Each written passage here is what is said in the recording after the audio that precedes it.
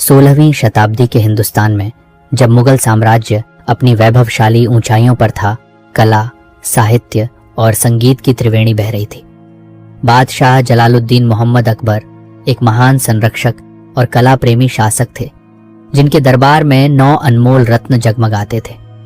इन्हीं रत्नों में से एक थे जिनकी आवाज में ब्रह्मांड का संगीत गुंजारित होता था, मियां तानसेन। ग्वालियर के एक छोटे से गांव में एक साधारण ब्राह्मण परिवार में रामतनु मिश्रा का जन्म हुआ। प्रकृति की गोद में पले बड़े रामतनु का मन बचपन से ही संगीत की ओर आकर्षित था। खेतों में काम करते किसानों के लोकगीत, पक्षियों की चहचहाहट, बहती नदियों का मधुर कलकल, हर ध्वनि में उन्हें एक छिपी हुई लय सुनाई देती थी। उनकी नन्ही उंगलियां मिट्टी के बर्तनों पर अनायास ही थिरक कर ताल उत्पन्न करती थीं, मानो संगीत उनके रक्त में ही समाया हुआ था। रामतनु के माता पिता मुकुंद मिश्रा और उनकी पत्नी ने अपने पुत्र की इस असाधारण रुचि को पहचाना। उन्होंने उसे स्थानीय संगीत शिक्षकों के पास भेजना शुरू किया, जहां उसने संगीत की प्रारंभिक शिक्षा प्राप्त की। रामतनु की ग्रहण करने की क्षमता अद्भुत थी। वह जो भी सुनता उसे तुरंत याद कर लेता और अपनी आवाज से उसी प्रकार प्रस्तुत कर देता। किस्मत रामतनु को उस समय के महान संगीतज्ञों के सानिध्य में ले जाने वाली थी। उनकी प्रारंभिक शिक्षा ग्वालियर के कला प्रेमी राजा मानसिंह तोमर के दरबार में हुई। राजा मानसिंह स्वयं एक कुशल संगीतकार और ध्रुपद शैली के झाता थे। उनके दरबार में रामतनु ने संगीत के शास्त्रीय नियमों, रागों की संरचना और गायन की बारीकियों को सीखा। यहाँ उन्होंने अनेक प्रतिष्ठित संगीतकारों के साथ संगत करने का अवसर भी प्राप्त किया, जिससे उनकी प्रतिभा और निखरी। ग्वालियर के दरबार में कुछ वर्ष बिताने के बाद रामतनु की संगीत की प्यास और बढ़ गई। उन्हें एक ऐसे गुरु की तलाश थी जो उन्हें संगीत की आध्यात्मिक गहराई तक ले जा सके। उनकी यह खोज उन्हें वृंदावन ले गई, जो भगवान कृष्ण की लीला स्थली और भक्ति का एक पवित्र केंद्र था। वृंदावन में रामतनु की भेंट स्वामी हरिदास से हुई। स्वामी हरिदास एक तपस्वी संत और अद्वितीय संगीत गुरु थे। उनका जीवन संगीत और भक्ति के अटूट बंधन पर आधारित था। वृंदावन के शांत और आध्यात्मिक वातावरण में रामतनु ने स्वामी हरिदास के चरणों में बैठकर संगीत की गहन साधना की।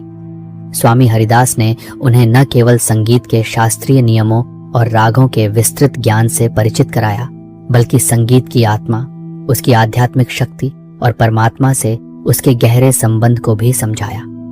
कहा जाता है कि स्वामी हरिदास के आश्रम में रामतनु की प्रतिभा पूर्ण रूप से विकसित हुई।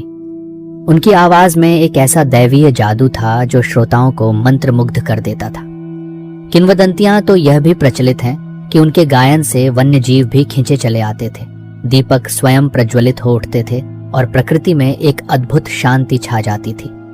उनकी साधना इतनी गहरी थी कि उनकी आवाज सीधे ब्रह्मांडीय ऊर्जा से जुड़ जाती थी, मानो वे स्वयं संगीत के सागर में गोते लगा रहे हों। स्वामी हरिदास ने रामतनु को तानसेन नाम दिया, जिसका अर्थ होता है संगीत का सम्राट। यह नाम उनकी असाधारण प्रतिभा और संगीत में उनकी अद्वितीय निपुणता का प्रतीक बन गया। तानसेन की अद्भुत प्रतिभा की ख्याति धीरे धीरे दूर दूर तक फैलने लगी। उनकी आवाज का जादू ग्वालियर की सीमाओं को लांघकर आसपास के क्षेत्रों में भी गूंजने लगा। जब मुगल बादशाह जलालुद्दीन मोहम्मद अकबर, जो कला और संस्कृति के एक महान पारखी और उदार संरक्षक थे, ने तानसेन की इस असाधारण प्रतिभा के बारे में सुना तो वे अत्यंत प्रभावित हुए। अकबर के दरबार में पहले से ही कई कुशल संगीतकार थे, लेकिन तानसेन की प्रतिभा की चर्चा कुछ विशेष थी। बादशाह ने अपने दरबार के प्रतिष्ठित संगीतज्ञों को तानसेन को सम्मान पूर्वक आगरा बुलवाने का आदेश दिया। ग्वालियर से आगरा की यात्रा तानसेन के जीवन का एक महत्वपूर्ण मोड़ साबित हुई। आगरा में तानसेन का भव्य स्वागत हुआ। बादशाह अकबर स्वयं उनकी संगीत कला से इतने प्रभावित हुए कि वे शीघ्र ही उनके सबसे प्रिय और सम्मानित कलाकारों में से एक बन गए। अकबर ने उन्हें मियां की उपाधि से नवाजा, जो मुगल दरबार में एक सर्वोच्च सम्मान का प्रतीक थी। रामतनु अब मियां तानसेन के नाम से पूरे हिंदुस्तान में जाने जाने लगे। मुगल दरबार में मियां तानसेन का स्थान सर्वोपरि था। उनकी कला का अपार सम्मान होता था और बादशाह स्वयं उनकी प्रतिभा के कायल थे। हर शाम दीवान खास में संगीत की महफिल सजती और मियां तानसेन का गायन उस महफिल की आत्मा होता था। उनकी आवाज में अद्भुत लोच, लय पर पूर्ण नियंत्रण और रागों की गहरी समझ थी। उन्होंने कई नए रागों की रचना की, जिनमें दरबारी कान्हड़ा, मियां की तोड़ी, मियां का सारंग, मियां की मल्हार और धानी आज भी भारतीय शास्त्रीय संगीत के अनमोल रत्न माने जाते हैं। इन रागों में उन्होंने अपनी अद्वितीय प्रतिभा और संगीत की गहरी समझ का परिचय दिया। अकबर स्वयं घंटों उनके संगीत में खोए रहते थे, मानो उनकी आत्मा किसी और ही लोक में विचरण कर रही हो। वे मियां तानसेन को अपने साथ विभिन्न अभियानों, शिकार यात्राओं और राजकीय दौरों पर भी ले जाते थे, जहां तानसेन अपनी जादुई आवाज से लोगों को मंत्रमुग्ध कर देते थे। उनकी ख्याति दूर दूर तक फैल चुकी थी और लोग उनकी एक झलक पाने और उनका संगीत सुनने के लिए उत्सुक रहते थे। मुगल दरबार में तानसेन को अपार धन, सम्मान और प्रतिष्ठा मिली। बादशाह का अटूट स्नेह और दरबारियों की लगातार प्रशंसा ने धीरे धीरे उनके मन में एक सूक्ष्म अहंकार का बीज बो दिया। उन्हें लगने लगा कि वे वास्तव में सर्वश्रेष्ठ हैं, उनकी कला अद्वितीय है और बादशाह का यह अटूट स्नेह उनकी महानता का सबसे बड़ा प्रमाण है। इस प्रशंसा के सागर में बहते हुए कहीं न कहीं उनके मन में यह भावना घर कर गई कि शायद ही कोई उनके समकक्ष हो। उनकी कलात्मक श्रेष्ठता का बोध धीरे धीरे आत्मविश्वास से अहंकार की ओर बढ़ने लगा। वे अपनी उपलब्धियों और बादशाह के संरक्षण को अपनी अद्वितीय प्रतिभा का निर्विवाद प्रमाण मानने लगे। दरबार के अन्य संगीतकार भी उनकी प्रतिभा का लोहा मानते थे, लेकिन कुछ के मन में ईर्ष्या का भाव भी पनपने लगा था। एक बार मियां तानसेन वृंदावन गए, जो भगवान कृष्ण की लीला स्थली और भक्ति का एक पवित्र केंद्र था। वृंदावन की आध्यात्मिक ऊर्जा और भक्तिमय वातावरण ने उनके मन पर गहरा प्रभाव डाला। सांसारिक वैभव और प्रशंसा के बीच भी उनके हृदय में कहीं न कहीं एक खालीपन महसूस होता था, जिसे शायद वृंदावन की पवित्र भूमि भरने वाली थी। वृंदावन में उनकी भेंट वल्लभ संप्रदाय के महान संत और संगीतज्ञ श्री विट्ठलनाथ जी से हुई। श्री विट्ठलनाथ जी की विद्वता, उनकी आध्यात्मिक गहराई और संगीत की उनकी अद्वितीय समझ के बारे में मियां तानसेन ने बहुत सुना था। उनके मन में इस महान संत से मिलने और उनसे ज्ञान प्राप्त करने की तीव्र इच्छा थी। जब दो महान आत्माओं का मिलन हुआ तो वातावरण में एक विशेष शांति और सद्भाव का अनुभव हुआ। श्री विट्ठलनाथ जी ने मियां तानसेन का प्रेम पूर्वक स्वागत किया। उनकी वाणी में अद्भुत शांति और उनके चेहरे पर एक दिव्य तेज था। उनकी आंखों में करुणा और ज्ञान का सागर लहरा रहा था। बातचीत के दौरान श्री विट्ठलनाथ जी ने मियां तानसेन से कोई गीत सुनाने का आग्रह किया। अपने अहंकार से भरे मन के साथ मियां तानसेन ने वही राग गाया जो अकबर को सबसे प्रिय था।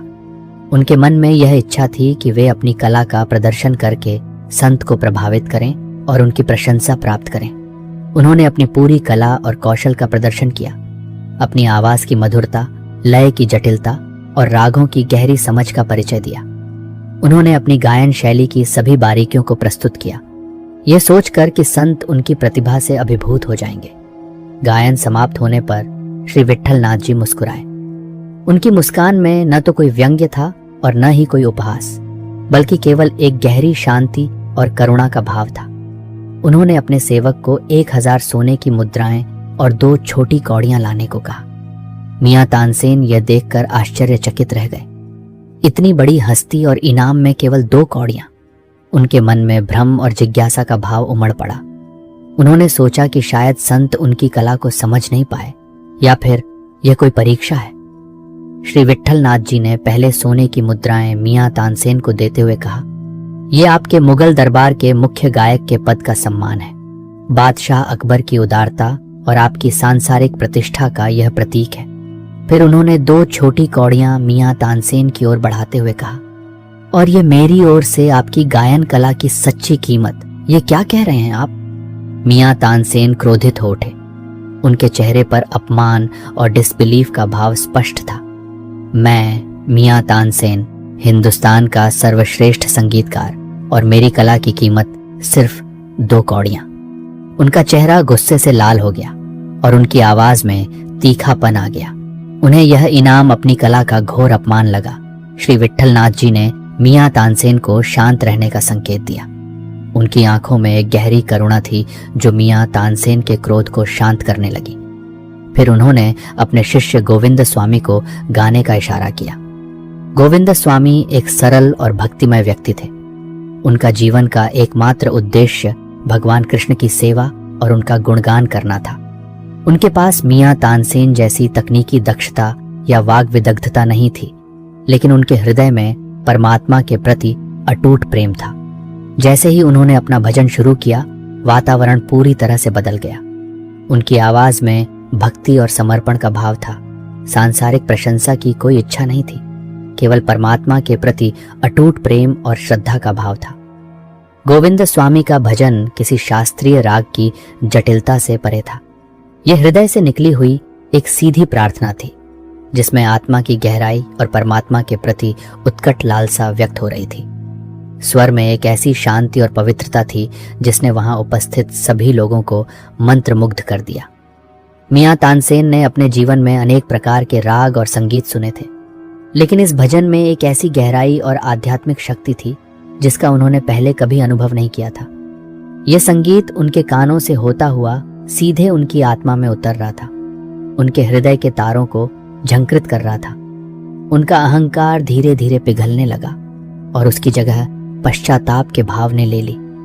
उनकी आंखों से आंसू बहने लगे जो उनके हृदय के परिवर्तन के साक्षी थे। जब गोविंद स्वामी का भजन समाप्त हुआ तो मियां तानसेन स्वयं को रोक नहीं पाए। वे श्री विट्ठलनाथ जी के चरणों में गिर पड़े और बोले, महाराज, मुझे क्षमा कर दीजिए। आपने मेरी सच्ची कीमत लगाई थी। मैं तो सचमुच 2 कौड़ी का गायक ही हूं। मेरा संगीत केवल सांसारिक प्रशंसा और धन कमाने का साधन बनकर रह गया था। इसमें आत्मा की गहराई और परमात्मा के प्रति समर्पण का भाव नहीं था। उनके शब्द पश्चाताप और विनम्रता से भरे हुए थे। श्री विट्ठलनाथ जी ने उन्हें उठाया और बड़े प्रेम से उनके सिर पर हाथ फेरा। उन्होंने समझाया, तानसेन, तुम एक महान गायक हो, इसमें कोई संदेह नहीं है। तुम्हारी कला में अद्भुत कौशल और प्रतिभा है, लेकिन तुमने अपना संगीत केवल अकबर को प्रसन्न करने और सांसारिक सम्मान प्राप्त करने के लिए समर्पित कर दिया है, जिससे उसका दायरा सीमित हो गया है।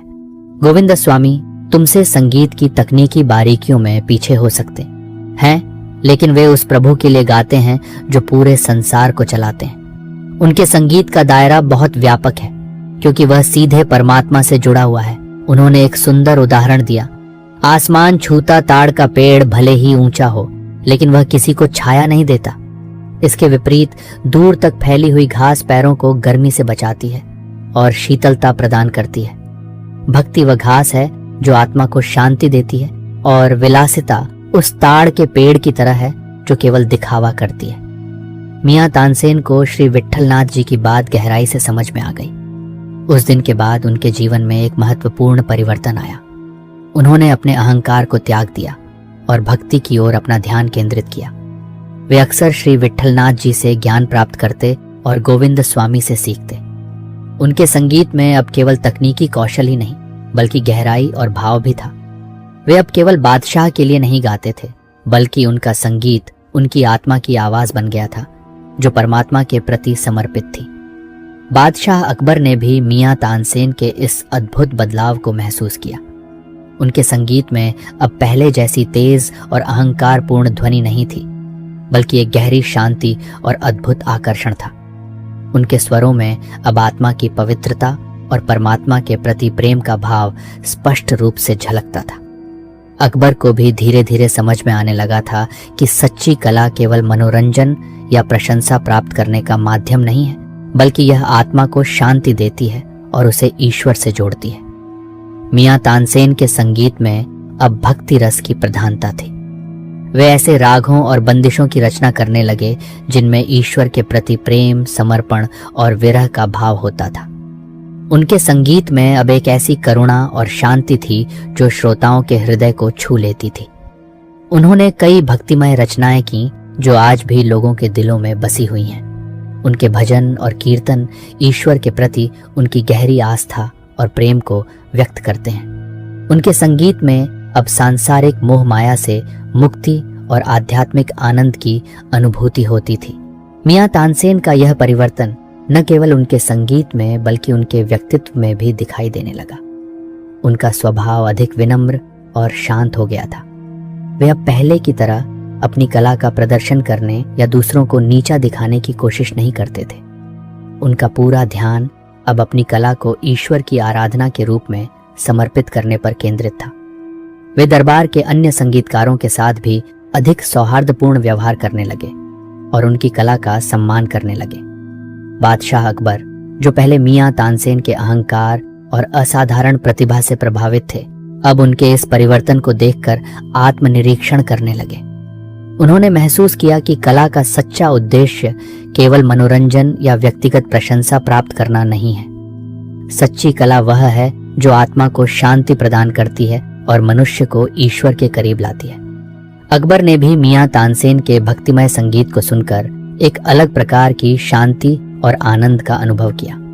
उन्हें समझ में आया कि सांसारिक वैभव और प्रशंसा क्षणिक है, जबकि आध्यात्मिक आनंद स्थायी और गहरा होता है।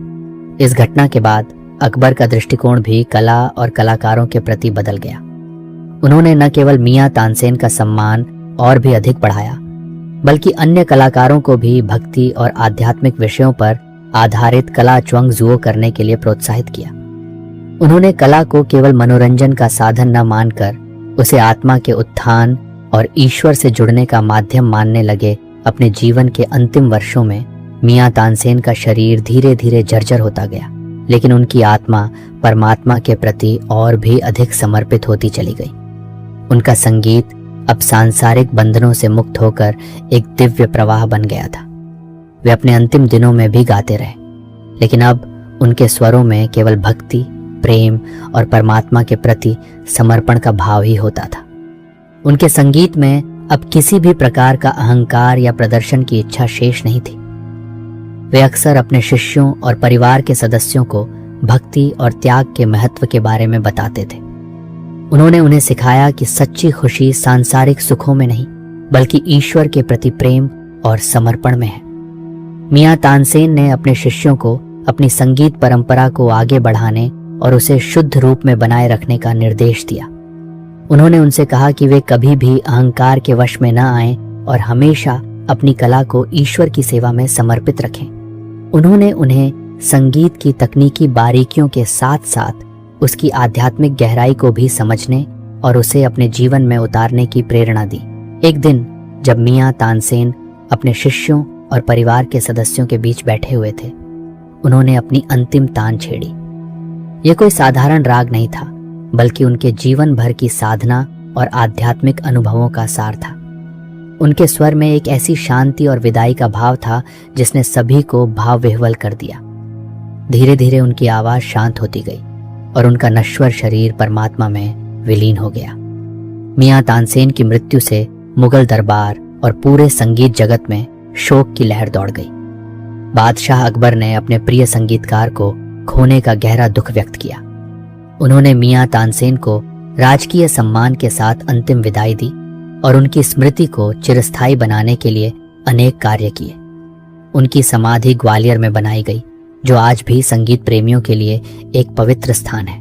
लेकिन मियां तानसेन की सच्ची विरासत उनके संगीत और उनके जीवन के संदेश में निहित है। उनके द्वारा रचित राग और बंदिशें आज भी भारतीय शास्त्रीय संगीत के विद्यार्थियों के लिए प्रेरणा का स्रोत हैं। उनके भक्ति गीत आज भी मंदिरों और घरों में गाए जाते हैं और लोगों को ईश्वर के प्रति प्रेम और श्रद्धा से भर देते हैं। उनकी संगीत शैली, जिसे सेन घराना के नाम से जाना जाता है, आज भी अनेक संगीतकारों द्वारा अपनाई जाती है। मियां तानसेन की कहानी दो कौड़ी के तानसेन एक ऐसी कहानी है जो सदियों से लोगों को प्रेरित करती आई है और आगे भी करती रहेगी। ये कहानी हमें सिखाती है कि सच्ची महानता अहंकार में नहीं, बल्कि विनम्रता और भक्ति में है। यह हमें यह भी याद दिलाती है कि कला का सच्चा उद्देश्य केवल मनोरंजन या व्यक्तिगत प्रशंसा प्राप्त करना नहीं है, बल्कि आत्मा को शुद्ध करना और उसे परमात्मा के साथ जोड़ना है। मियां तानसेन का जीवन एक प्रमाण है कि मनुष्य अपनी गलतियों से सीख सकता है और एक बेहतर इंसान बन सकता है।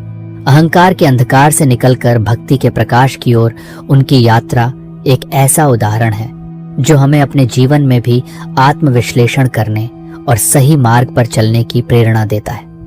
उनकी संगीत की विरासत आज भी अमर है।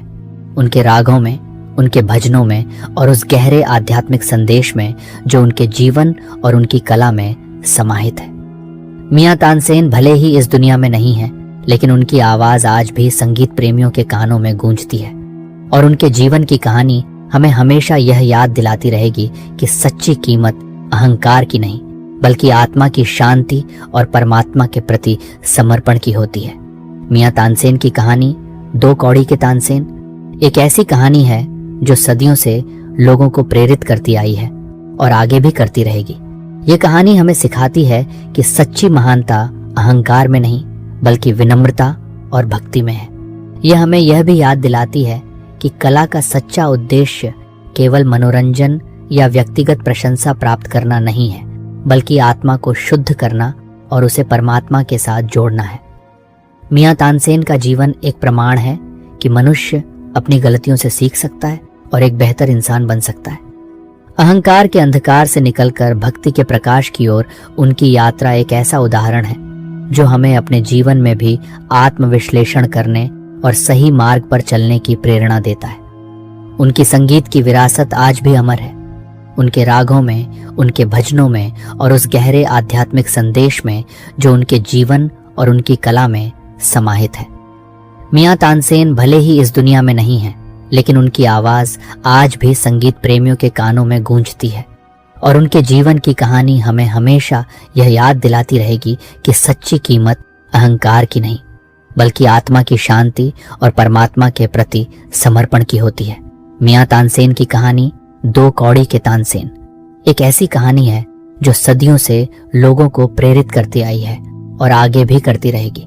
यह कहानी हमें सिखाती है कि सच्ची महानता अहंकार में नहीं, बल्कि विनम्रता और भक्ति में है। यह हमें यह भी याद दिलाती है कि कला का सच्चा उद्देश्य केवल मनोरंजन या व्यक्तिगत प्रशंसा प्राप्त करना नहीं है, बल्कि आत्मा को शुद्ध करना और उसे परमात्मा के साथ जोड़ना है। मियां तानसेन का जीवन एक प्रमाण है कि मनुष्य अपनी गलतियों से सीख सकता है और एक बेहतर इंसान बन सकता है। अहंकार के अंधकार से निकलकर भक्ति के प्रकाश की ओर उनकी यात्रा एक ऐसा उदाहरण है जो हमें अपने जीवन में भी आत्मविश्लेषण करने और सही मार्ग पर चलने की प्रेरणा देता है। उनकी संगीत की विरासत आज भी अमर है। उनके रागों में, उनके भजनों में और उस गहरे आध्यात्मिक संदेश में जो उनके जीवन और उनकी कला में समाहित है।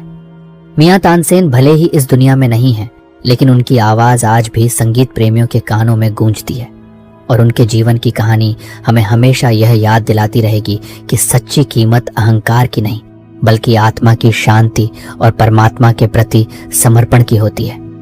मियां तानसेन ने अपने जीवन में न केवल संगीत को एक नई दिशा दी, बल्कि एक ऐसी संगीत परंपरा की भी नींव रखी जो आज भी उनके नाम से जानी जाती है, सेन घराना। इस घराने ने भारतीय शास्त्रीय संगीत को समृद्ध किया है और अनेक महान संगीतकारों को जन्म दिया है। मियां तानसेन के पुत्र, पुत्री और उनके शिष्यों ने उनकी संगीत शैली को आगे बढ़ाया और उसे एक नई पहचान दी। सेन घराने की विशेषता ध्रुपद शैली का भव्य गायन, रागों की शुद्धता और भावपूर्ण अभिव्यक्ति है। इस घराने के संगीतकार अपनी आवाज की ताकत, लय पर नियंत्रण और रागों की गहरी समझ के लिए जाने जाते हैं। उन्होंने मियां तानसेन की रचनाओं को संरक्षित किया और उन्हें अगली पीढ़ियों तक पहुंचाया। आज भी अनेक संगीतकार सेन घराने की परंपरा का पालन करते हैं और मियां तानसेन के संगीत को जीवंत रखते हैं। उनकी रचनाएं भारतीय शास्त्रीय संगीत का अभिन्न अंग है और उनकी आवाज हमेशा संगीत प्रेमियों के दिलों में गूंजती रहेगी। मियां तानसेन का जीवन एक प्रेरणादायक कहानी है। यह हमें सिखाता है कि प्रतिभा और सफलता के साथ साथ विनम्रता और भक्ति का होना भी कितना महत्वपूर्ण है। अहंकार मनुष्य को अंधा कर देता है और उसे सच्ची खुशी से दूर ले जाता है। सच्ची कला वही है जो आत्मा को शांति प्रदान करती है और उसे ईश्वर से जोड़ती है। मियां तानसेन ने अपनी गलती से सीखा और एक बेहतर इंसान बने। उनकी यात्रा हमें यह याद दिलाती है कि हम सभी में परिवर्तन लाने की क्षमता है। यदि हम अपने अहंकार को त्याग दें और भक्ति और समर्पण का मार्ग अपनाएं, तो हम भी जीवन में सच्ची सफलता और आनंद प्राप्त कर सकते हैं। मियां तानसेन का संगीत और उनका जीवन हमें हमेशा प्रेरित करता रहेगा। उनकी कहानी हमें याद दिलाती है कि सच्ची कीमत अहंकार की नहीं, बल्कि आत्मा की शांति और परमात्मा के प्रति समर्पण की होती है। मियां तानसेन और बादशाह अकबर के बीच एक गहरा और अनूठा संबंध था। अकबर न केवल तानसेन के संरक्षक थे, बल्कि उनके मित्र और प्रशंसक भी थे। वे तानसेन की प्रतिभा का सम्मान करते थे और उनकी कला को बढ़ावा देने में हमेशा तत्पर रहते थे। अकबर और तानसेन के बीच कई दिलचस्प किस्से प्रचलित हैं। कहा जाता है कि अकबर अक्सर तानसेन से किसी भी समय और किसी भी स्थान पर गाने का अनुरोध करते थे। एक बार उन्होंने तानसेन से आधी रात में दीपक राग गाने को कहा। तानसेन ने बादशाह की आज्ञा का पालन किया और जैसे ही उन्होंने राग गाना शुरू किया, दरबार में रखे दीपक स्वयं जल उठे। अकबर और तानसेन की मित्रता हमें सिखाती है कि कला और सत्ता के बीच एक सकारात्मक और रचनात्मक संबंध हो सकता है। अकबर ने तानसेन को अपनी प्रतिभा का प्रदर्शन करने के लिए एक मंच प्रदान किया और तानसेन ने अपने संगीत से अकबर के दरबार को समृद्ध किया। मियां तानसेन की समाधि ग्वालियर में स्थित है। यह स्थान आज भी संगीत प्रेमियों के लिए एक पवित्र तीर्थ स्थल है। हर साल हजारों लोग यहाँ आते हैं और तानसेन को श्रद्धांजलि अर्पित करते हैं। समाधि के पास एक अमरूद का पेड़ है, जिसके बारे में कहा जाता है कि तानसेन यहीं बैठकर संगीत का अभ्यास करते थे। लोगों का मानना है कि इस पेड़ की पत्तियों में एक विशेष औषधीय गुण होता है और इसे खाने से आवाज में मधुरता आती है। तानसेन की समाधि हमें उनकी स्मृति को जीवंत रखने और उनकी विरासत को आगे बढ़ाने की प्रेरणा देती है। यह स्थान हमें याद दिलाता है कि सच्ची कला कभी नहीं मरती, वह हमेशा जीवित रहती है। मियां तानसेन का भारतीय शास्त्रीय संगीत पर गहरा प्रभाव पड़ा। उन्होंने ध्रुपद शैली को एक नई ऊंचाई दी और कई नए रागों की रचना की। उनकी संगीत शैली, जिसे सेन घराना के नाम से जाना जाता है, आज भी अनेक संगीतकारों द्वारा अपनाई जाती है।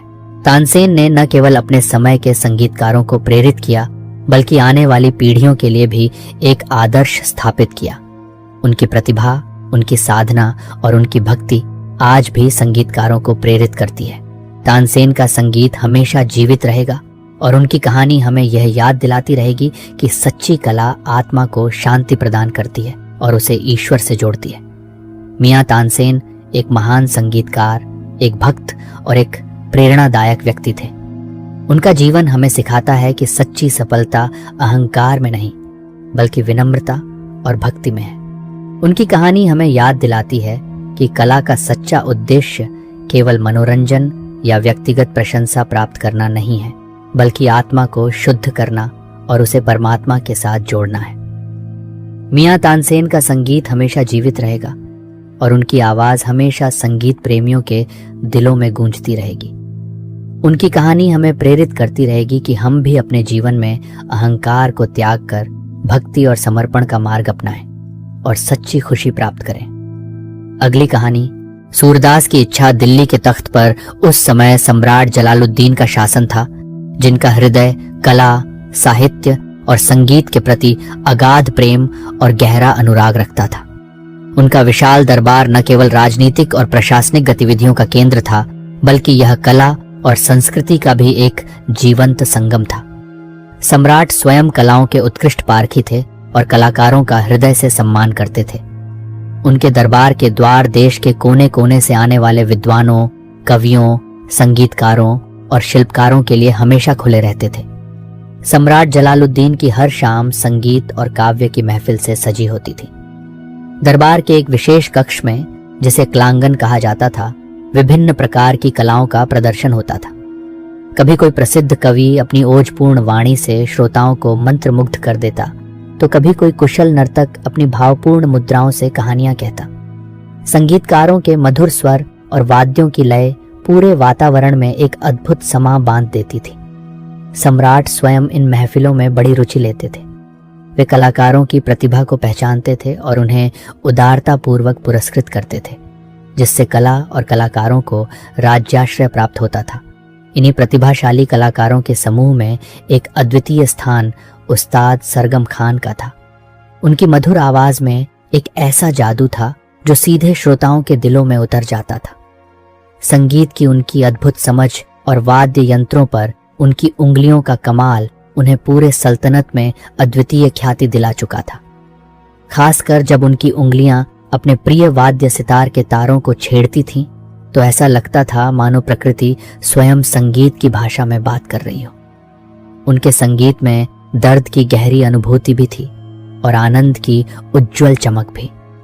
भक्ति और प्रेम जैसे मानवीय भाव उनकी आवाज और संगीत के माध्यम से बड़ी आसानी से व्यक्त हो जाते थे, जिससे सुनने वाले मंत्रमुग्ध हो जाते थे। उस्ताद सरगम खान न केवल एक कुशल वादक थे, बल्कि वे एक बेहतरीन गायक भी थे, जिनकी आवाज में शास्त्रीय संगीत की गहरी समझ और लोक संगीत की सहजता का अद्भुत मिश्रण था। उनकी कला में वर्षों की साधना और संगीत के प्रति उनका अटूट समर्पण झलकता था। उन्होंने देश के विभिन्न हिस्सों से संगीत की शिक्षा प्राप्त की थी और अपनी प्रतिभा के बल पर दरबार में एक विशिष्ट स्थान बनाया था। सम्राट जलालुद्दीन उनके संगीत के विशेष प्रशंसक थे और अक्सर उन्हें अपनी महफिलों में गाने और बजाने के लिए आमंत्रित करते थे। उस्ताद सरगम खान भी सम्राट के कला प्रेम का सम्मान करते थे और अपनी पूरी निष्ठा से अपनी कला का प्रदर्शन करते थे। उनके संगीत में एक ऐसी शक्ति थी जो दरबार के वातावरण को शांत और आनंदमय बना देती थी। उनकी प्रस्तुति के दौरान सभी दरबारी मंत्रमुग्ध होकर उन्हें सुनते रहते थे और सम्राट स्वयं भी अपनी सभी चिंताओं को भूलकर संगीत की लहरों में खो जाते थे। एक दिन जब दरबार पूरी तरह से सजा हुआ था और दरबारी अपने अपने स्थानों पर विराजमान थे, उस्ताद सरगम खान ने सम्राट जलालुद्दीन को संत कवि चंद्रदास का एक भक्तिपूर्ण भजन सुनाया।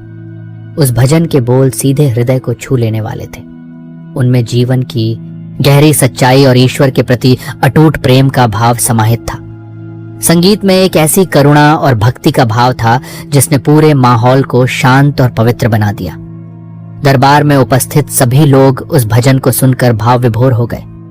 कुछ की आंखों में आंसू आ गए जो उस भजन की गहराई को महसूस कर रहे थे, तो कुछ शांति और आनंद की एक ऐसी गहरी अनुभूति में डूब गए जिसे उन्होंने पहले कभी अनुभव नहीं किया था। सम्राट जलालुद्दीन उस भजन को सुनकर गहरे आनंद में डूब गए। उनकी आंखें बंद हो गईं और ऐसा लगा मानो वे किसी और ही लोक में पहुंच गए हों, एक ऐसी जगह जहां केवल शांति और प्रेम का वास था। उन्हें ऐसा अनुभव हुआ जैसे किसी दिव्य शक्ति ने उनके हृदय को स्पर्श किया हो, जिससे उनके भीतर की सारी अशांति दूर हो गई हो। भजन के प्रत्येक शब्द में एक गहरा अर्थ छिपा था और संगीत की लय आत्मा को परमात्मा से जोड़ने का माध्यम बन रही थी। दरबार में एक अद्भुत निरवता छा गई थी जिसे केवल भजन के मधुर स्वर ही भंग कर रहे थे। सभी श्रोता अपनी सांसें रोककर उस दिव्य संगीत को सुन रहे थे और उनके हृदय भक्ति के रस में सराबोर हो रहे थे। उस्ताद सरगम खान ने भी उस भजन को बड़ी तल्लीनता से गाया था, मानो वे स्वयं भी उस भक्तिमय भाव में लीन हो गए हों। जब भजन समाप्त हुआ तो सम्राट ने अपनी आंखें खोली और उस्ताद सरगम खान की ओर मुड़कर कहा, उस्ताद, यह अद्भुत रचना किसकी है? मैंने पहले कभी ऐसी मधुर वाणी नहीं सुनी। इस भजन में एक ऐसी गहराई है जो आत्मा को शांति प्रदान करती है। सम्राट की आवाज में आश्चर्य और प्रशंसा का भाव स्पष्ट था। वे उस भजन की गहराई और उसके संगीत की मधुरता से बहुत प्रभावित हुए थे। उन्हें ऐसा लगा कि इस भजन में कोई साधारण कला नहीं, बल्कि किसी महान आत्मा का अनुभव और ईश्वर के प्रति उनकी गहरी भक्ति समाहित है। सम्राट ने अपने जीवन में अनेक कवियों और संगीतकारों को सुना था, लेकिन इस भजन में जो अद्वितीयता थी वह उन्हें पहले कभी अनुभव नहीं हुई थी। उन्हें ऐसा लगा कि इस वाणी में कोई दिव्य शक्ति है जो सीधे हृदय से संवाद स्थापित कर रही है। उस्ताद सरगम खान ने विनम्रता से उत्तर दिया, जहां पनाह, यह संत चंद्रदास की रचना है। वे एक महान भक्त और कवि हैं जो अपना जीवन पूरी तरह से प्रभु की भक्ति में लीन रखते हैं। उनकी वाणी में ईश्वर के प्रति अटूट प्रेम और संसार के प्रति वैराग्य का भाव झलकता है। उस्ताद ने संत चंद्रदास के बारे में बताते हुए उनके त्याग, उनकी तपस्या और ईश्वर के प्रति उनकी अनन्य भक्ति की महिमा का वर्णन किया। उन्होंने बताया कि संत चंद्रदास सांसारिक मोह माया से पूरी तरह से विरक्त रहते हैं। और अपना सारा समय ईश्वर के ध्यान और उनके भजनों के गायन में बिताते हैं। उस्ताद ने संत के सादे जीवन, उनकी उच्च विचारधारा और उनके करुणापूर्ण स्वभाव का भी उल्लेख किया। उन्होंने बताया कि संत चंद्रदास किसी भी प्रकार के आडंबर और दिखावे से दूर रहते हैं और हमेशा जरूरतमंदों की सहायता के लिए तत्पर रहते हैं। उनका जीवन एक प्रेरणा स्रोत है जो लोगों को सादगी और भक्ति का महत्व सिखाता है। सम्राट जलालुद्दीन की जिज्ञासा और बढ़ गई। वे उस संत के बारे में और जानना चाहते थे जिसने इतनी हृदयस्पर्शी रचना की थी। मैं उस संत से मिलना चाहता हूं, उन्होंने कहा। उन्हें दरबार में बुलाओ, मैं उनके मुख से और भी ऐसे दिव्य भजन सुनना चाहता हूं। सम्राट का मन उस संत के दर्शन करने और उनकी वाणी सुनने के लिए उत्सुक हो उठा। उन्हें ऐसा लगा कि उस संत के पास कोई ऐसा ज्ञान और अनुभव है जो उनके जीवन को और भी अधिक सार्थक बना सकता है, जो उन्हें सांसारिक बंधनों से मुक्ति दिला सकता है। सम्राट ने अपने दरबारियों से संत के बारे में और जानकारी एकत्र करने का आदेश दिया। वे जानना चाहते थे कि संत कहाँ रहते हैं, उनका जीवन कैसा है और उनके अनुयायी कौन कौन हैं। सम्राट की उत्सुकता बढ़ती जा रही थी और वे किसी भी तरह उस महान संत से मिलना चाहते थे। उस्ताद सरगम खान थोड़ा हिचकिचाए। वे संत चंद्रदास के स्वभाव और उनके सांसारिक विषयों से विरक्ति के बारे में अच्छी तरह से जानते थे। जहां अपना, उन्होंने धीरे से कहा, संत चंद्रदास सांसारिक मोह माया से बहुत दूर रहते हैं। वे तो अपनी भक्ति और प्रभु के चरणों में ही आनंदित रहते हैं। उन्हें धन संपत्ति या दरबार की शान शौकत की कोई इच्छा नहीं है। वे अपनी एक छोटी सी कुटिया में सादा जीवन व्यतीत करते हैं और निरंतर ईश्वर की आराधना में लगे रहते हैं। इसलिए उन्हें यहाँ बुलाना शायद संभव न हो। उस्ताद ने सम्राट को संत के स्वभाव की वास्तविकता से अवगत कराया ताकि उन्हें निराशा न हो।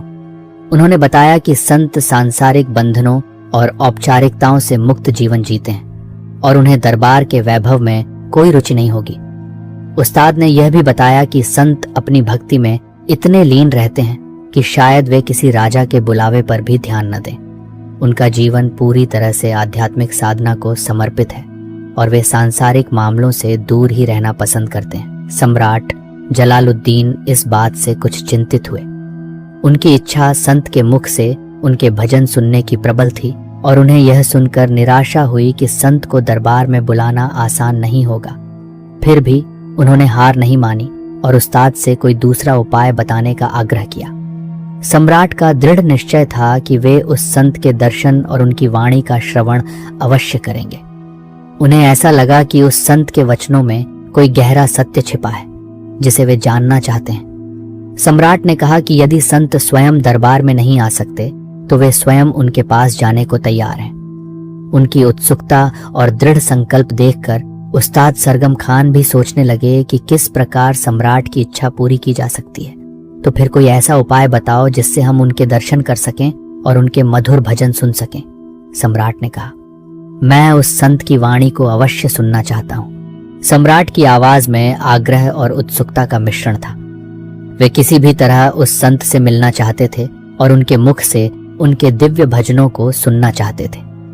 सम्राट ने यह भी कहा कि यदि उन्हें स्वयं किसी दूर स्थान पर जाना पड़े तो भी वे पीछे नहीं हटेंगे। उनकी आत्मा उस संत की वाणी को सुनने के लिए व्याकुल हो रही थी। उस्ताद सरगम खान ने कुछ देर तक विचार किया। वे संत चंद्रदास के स्वभाव और उनकी जीवन शैली को ध्यान में रखते हुए कोई ऐसा उपाय सोच रहे थे जिससे सम्राट की इच्छा भी पूरी हो जाए और संत को भी किसी प्रकार की असुविधा न हो।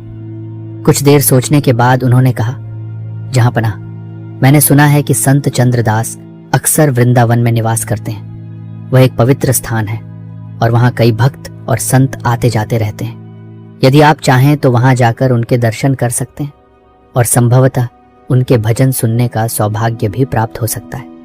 उस्ताद ने वृंदावन की पवित्रता और संत चंद्रदास की वहां उपस्थिति के बारे में जानकारी दी। उन्होंने बताया कि वृंदावन एक ऐसा स्थान है जहां संत अपनी भक्ति में शांति से लीन रह सकते हैं और शायद सम्राट को वहां उनके दर्शन का अवसर मिल जाए। उस्ताद ने यह भी बताया कि वृंदावन संतों और भक्तों का एक प्रमुख केंद्र है और वहां अक्सर धार्मिक सभाएं और भजन कीर्तन होते रहते हैं जिनमें संत चंद्रदास भी भाग लेते हैं। सम्राट को यह विचार अच्छा लगा। वृंदावन भगवान कृष्ण की लीला भूमि थी और वहां जाने का अवसर पाकर वे प्रसन्न हुए। उन्होंने तुरंत वृंदावन जाने का कार्यक्रम बना लिया। सम्राट ने अपने कुछ खास विश्वास पात्र सिपाहियों और सेवकों को साथ लेने का आदेश दिया। उन्होंने यात्रा की सभी व्यवस्थाएं तुरंत करने का निर्देश दिया ताकि वे जल्द से जल्द वृंदावन पहुंच सकें। सम्राट ने यात्रा के लिए सबसे अच्छे घोड़े और रथ तैयार करने का आदेश दिया। उन्होंने अपने वैद्य और कुछ आवश्यक वस्तुओं को भी साथ लेने का निर्देश दिया ताकि यात्रा के दौरान किसी प्रकार की असुविधा न हो। सम्राट का मन वृंदावन की पवित्र भूमि पर पहुंचने और उस महान संत के दर्शन करने के लिए बेचैन था। उस्ताद सरगम खान ने आगे कहा, महाराज, यह भी संभव है कि संत चंद्रदास आपकी शाही फरमाइश पर तुरंत भजन न गाएं। वे तो अपनी आंतरिक प्रेरणा और भक्ति के भाव में ही गाते हैं। उनका मन जब प्रभु के प्रेम से ओतप्रोत होता है तभी उनके मुख से मधुर वाणी निकलती है। इसलिए यदि आप अनुमति दें तो मैं कोई ऐसी तरकीब सोच सकता हूं जिससे हम उनके मुख से उनके भजन सुन सकें। उस्ताद ने संत के स्वभाव को ध्यान में रखते हुए एक योजना का सुझाव दिया। वे जानते थे कि संत को किसी भी प्रकार का दबाव पसंद नहीं आएगा और वे केवल तभी गाएंगे जब उनका मन करेगा। उस्ताद ने कहा कि यदि सम्राट साधारण वेश में वृंदावन जाएं और एक आम भक्त की तरह संत के पास बैठे तो शायद संत अपनी स्वाभाविक भक्ति में भजन गाने लगे और उन्हें सुनने का अवसर मिल जाए। सम्राट ने सहमति जताई। वे किसी भी तरह संत के भजन सुनना चाहते थे और इसके लिए किसी भी युक्ति का सहारा लेने को तैयार थे। जल्द ही सम्राट जलालुद्दीन अपने कुछ विश्वास पात्र सिपाहियों और उस्ताद सरगम खान के साथ वृंदावन की ओर रवाना हो गए।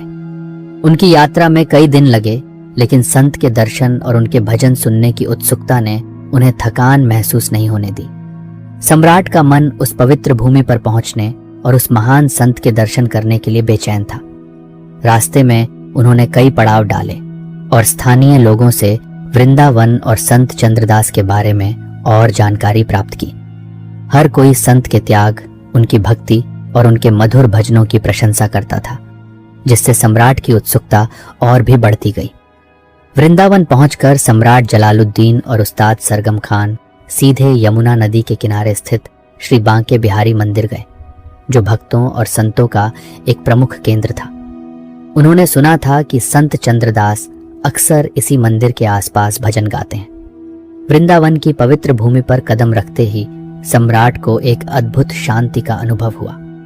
यमुना नदी के किनारे का शांत वातावरण और मंदिर की दिव्य आभा ने उनके मन को मोह लिया। उन्हें ऐसा लगा जैसे वे किसी पवित्र लोक में आ गए हों। वृंदावन की गलियों में घूमते हुए उन्हें हर तरफ भक्ति और श्रद्धा का भाव दिखाई दिया। मंदिरों की घंटियों की आवाज और भक्तों के मुख से निकलते हुए भजन पूरे वातावरण को पवित्र बना रहे थे। यमुना नदी के निर्मल जल और उसके किनारे बने हुए घाटों की सुंदरता ने सम्राट के मन को शांति प्रदान की। मंदिर में भक्तों की भारी भीड़ लगी हुई थी। चारों ओर भक्तिमय वातावरण था और श्रद्धालु भगवान कृष्ण की स्तुति में गा रहे थे और नृत्य कर रहे थे। मंदिर की घंटियों और मृदंग की ध्वनि से पूरा वातावरण गूंजायमान था। सम्राट और उस्ताद ने एक शांत कोना खोजकर बैठ गए और संत चंद्रदास की प्रतीक्षा करने लगे।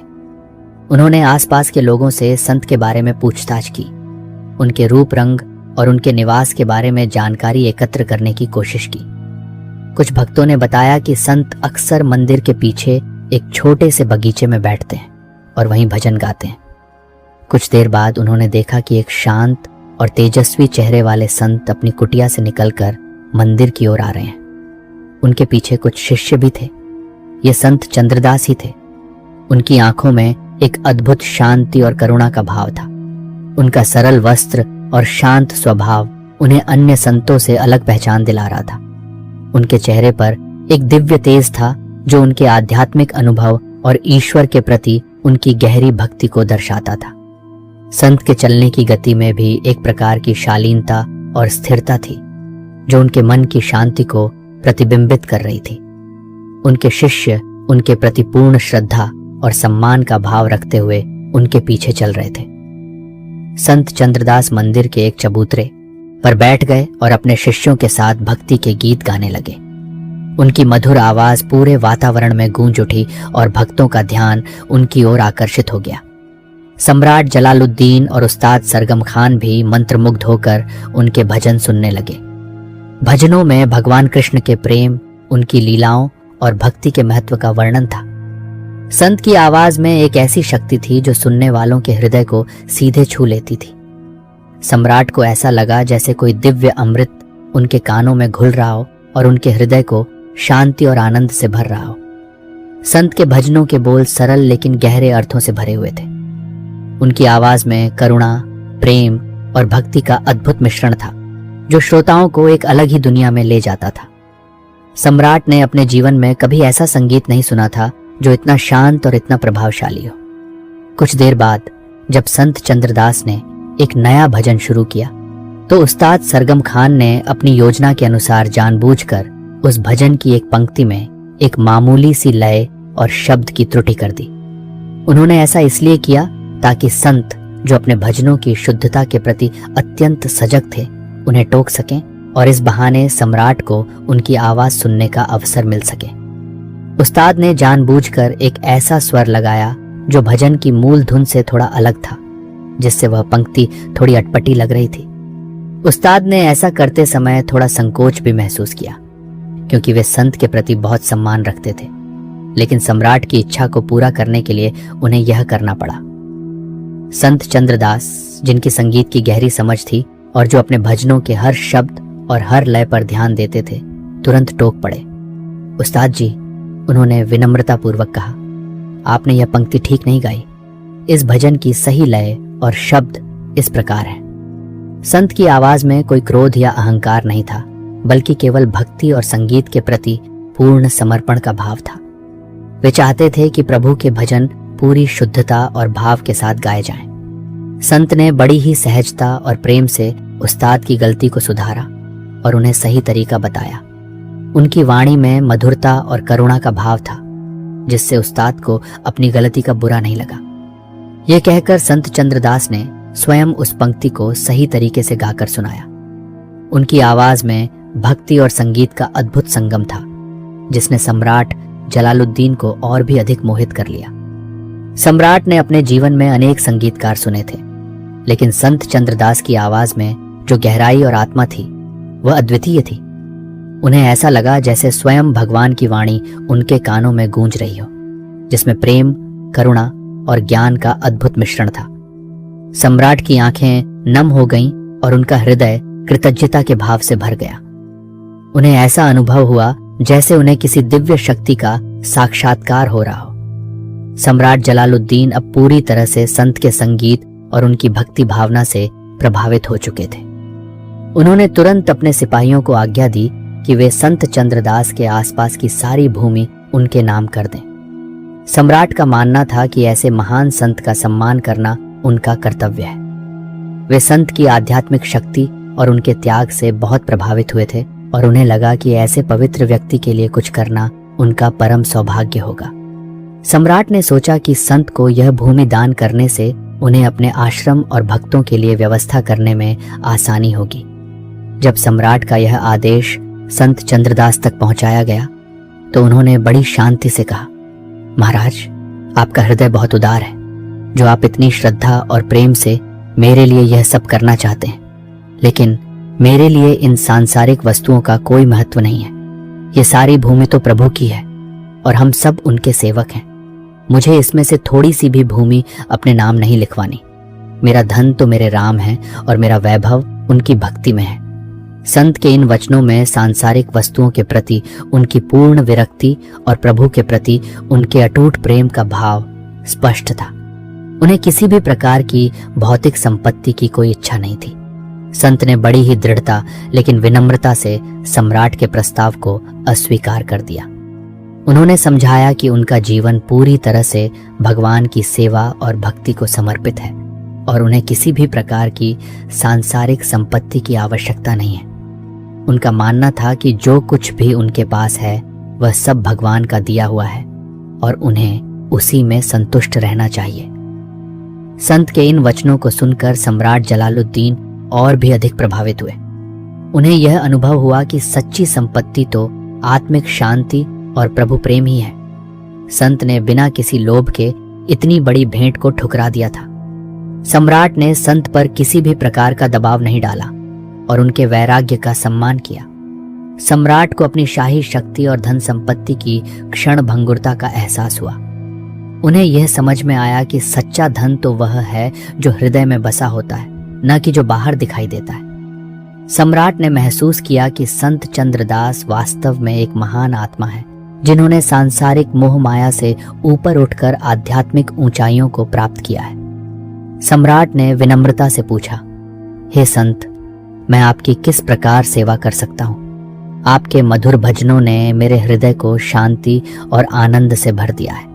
यदि आपकी कोई इच्छा हो तो मुझे बताएं, मैं उसे अवश्य पूरा करूंगा। सम्राट का मन संत के प्रति गहरी श्रद्धा और सम्मान से भर गया था। वे किसी भी तरह उस महान आत्मा की सेवा करना चाहते थे। सम्राट ने सोचा कि यदि संत को किसी प्रकार की सहायता की आवश्यकता हो तो वे उसे अवश्य प्रदान करेंगे। तब संत चंद्रदास ने बड़ी सहजता से कहा, यदि आप मुझे कुछ देना ही चाहते हैं तो बस इतना कीजिए कि मुझे यहीं वृंदावन में शांति से अपने प्रभु की भक्ति में लीन रहने दीजिए।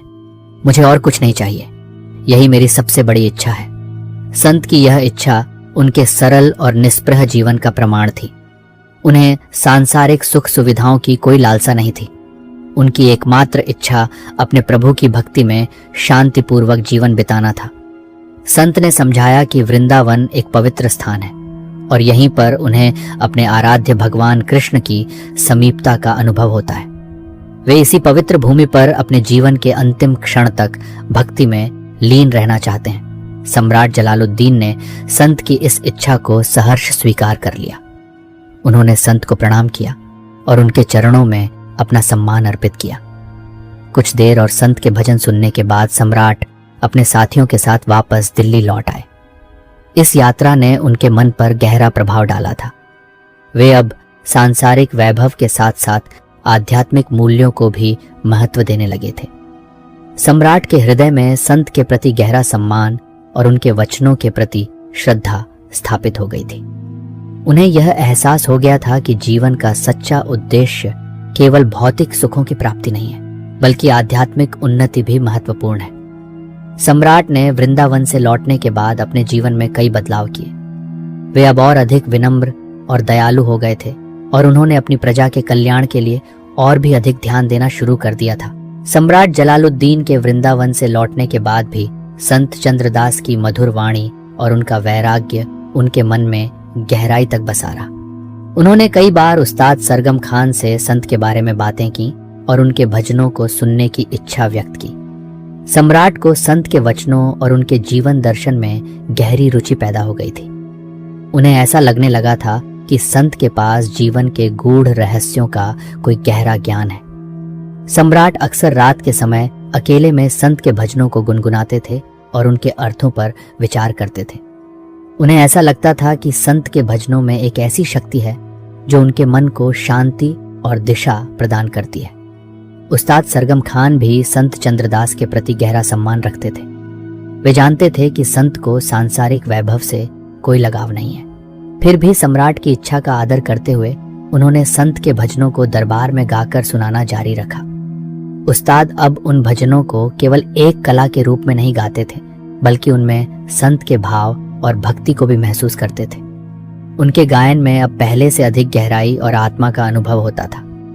उस्ताद ने संत के जीवन और उनकी शिक्षाओं के बारे में और अधिक जानने की कोशिश की। उन्होंने संत के शिष्यों से मुलाकात की और उनके अनुभवों को सुना। इससे उनके मन में भी भक्ति और वैराग्य का भाव जागृत होने लगा।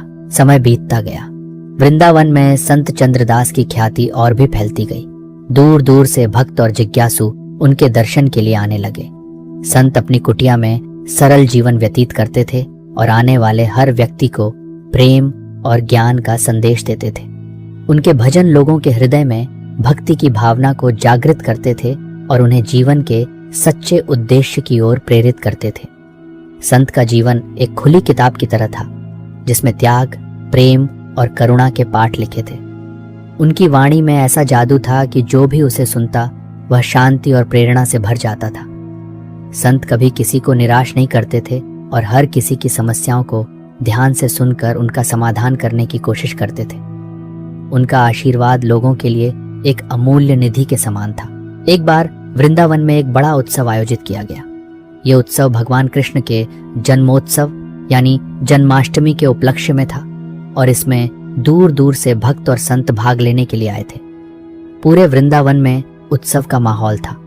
मंदिरों को सजाया गया था और हर तरफ भजन कीर्तन की ध्वनि गूंज रही थी। सम्राट जलालुद्दीन को जब इस उत्सव के बारे में पता चला तो उनका मन एक बार फिर संत चंद्रदास के दर्शन करने और उनके भजन सुनने के लिए व्याकुल हो उठा।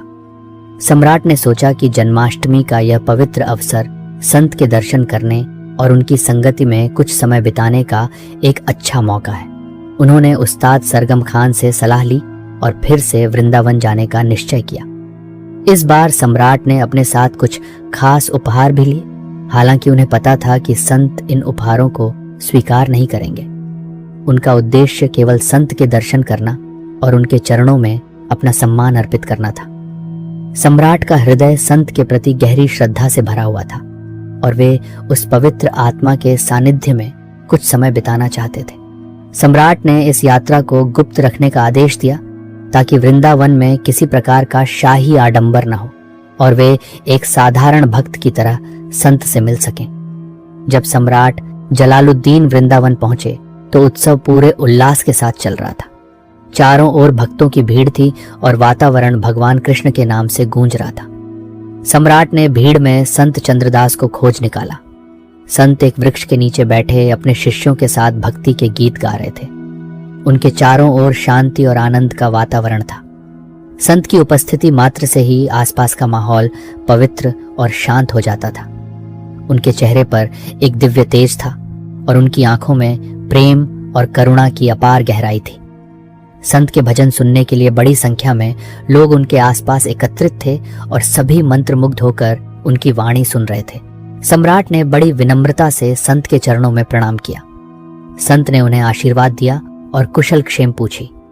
सम्राट ने संत को उत्सव की बधाई दी और कुछ देर उनके मधुर भजन सुने।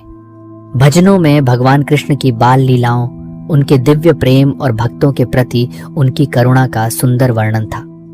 सम्राट को ऐसा लगा जैसे वे स्वयं भगवान कृष्ण की लीलाओं को अपनी आंखों से देख रहे हों और उनके हृदय में भक्ति का एक नया भाव जागृत हो रहा हो। सम्राट ने महसूस किया कि संत के भजनों में एक अद्भुत शक्ति है जो मन को शांति और आनंद से भर देती है।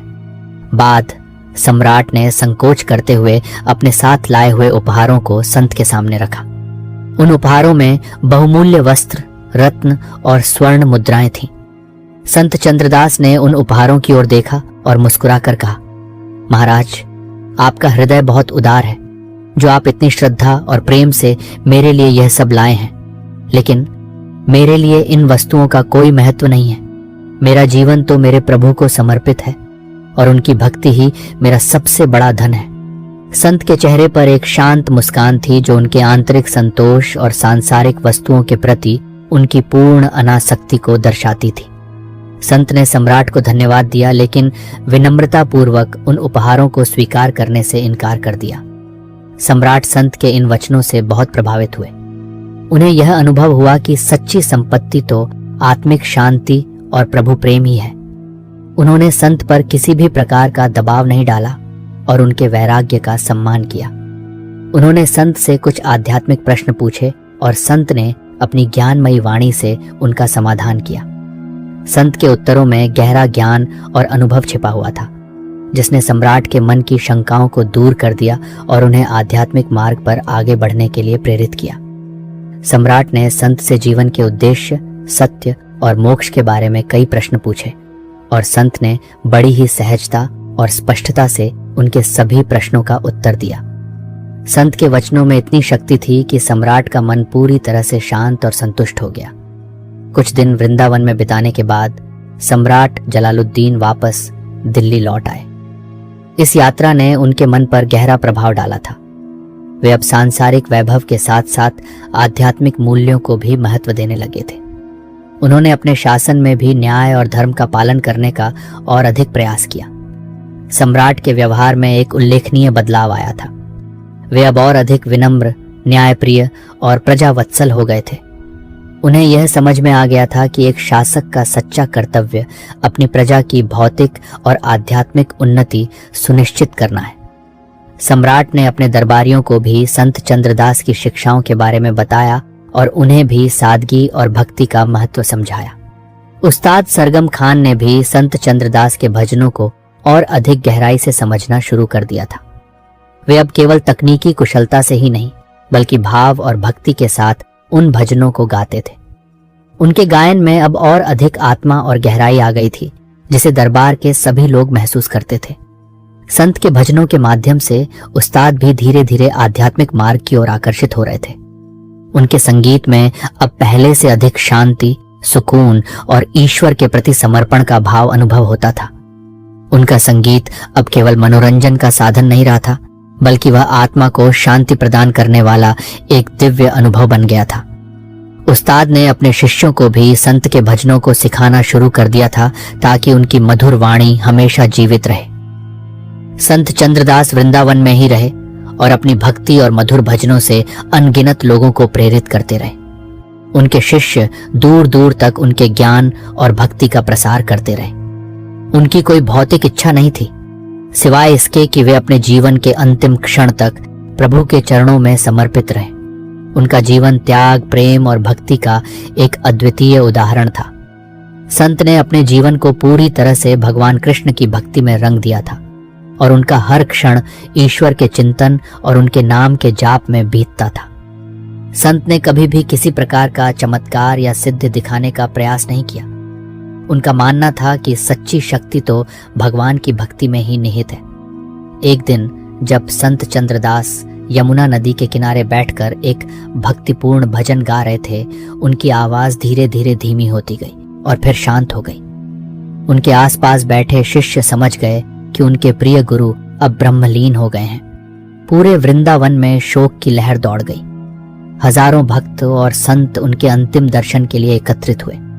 संत का पार्थिव शरीर पंचतत्व में विलीन हो गया, लेकिन उनकी वाणी और उनकी शिक्षाएं हमेशा के लिए अमर हो गईं। संत का देहांत एक शांत और स्वाभाविक प्रक्रिया थी, जैसे कोई दीपक अपनी लौ को धीरे धीरे शांत कर देता है और फिर परम ज्योति में विलीन हो जाता है।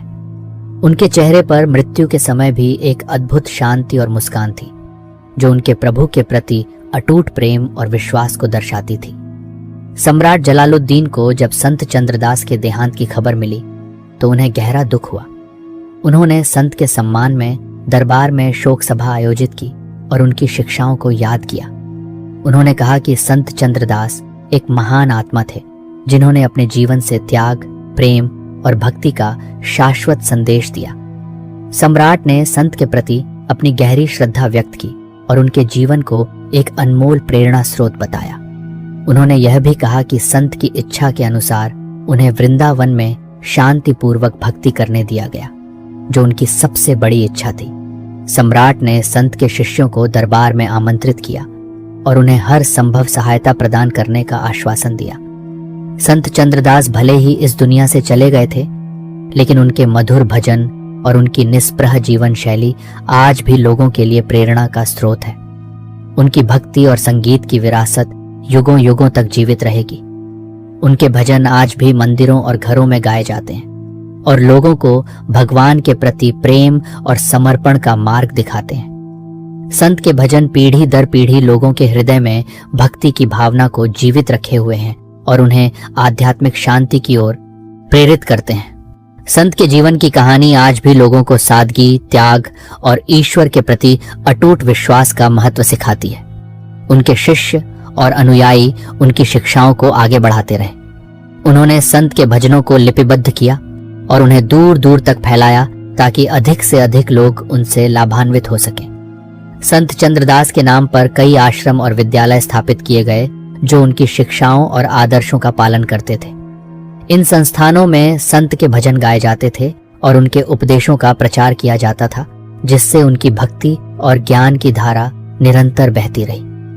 संत के शिष्यों ने उनके जीवन की घटनाओं और उनकी शिक्षाओं को संकलित करके कई ग्रंथों की रचना की, जो आज भी लोगों को आध्यात्मिक मार्गदर्शन प्रदान करते हैं। उस्ताद सरगम खान ने भी संत चंद्रदास के भजनों को अपनी गायकी में हमेशा जीवित रखा।